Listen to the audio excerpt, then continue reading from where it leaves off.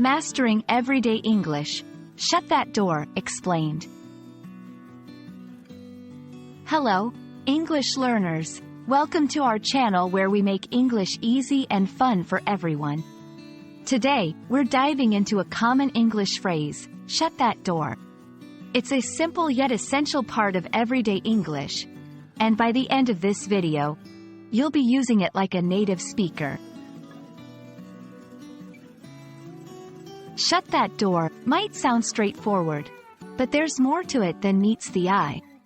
It's a directive phrase, meaning it's used to give an order or instruction. Shut is a verb meaning to close something, and that door refers to a specific door in question.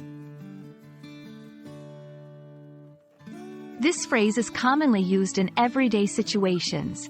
For instance, when you want to keep noise or weather outside, to maintain privacy. As a reminder, if someone forgets to close the door, remember, the tone of your voice is crucial.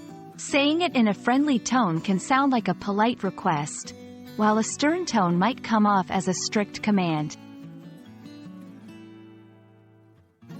In different English-speaking regions, this phrase might have slight variations like, close the door, or, please shut the door.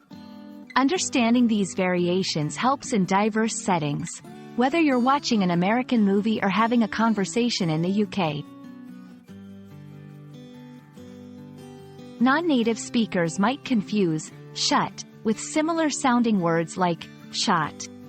Practice the pronunciation shush-ut, not shush-ot. Also, remember it's about closing something physically, so it's not used metaphorically or in abstract contexts. Shut that door is a practical phrase in the English language. With this knowledge, you'll sound more natural and confident in your daily conversations. We hope this video helps you on your journey to mastering English. Keep practicing, and don't forget to shut the door on your way out of the room. See you in our next video.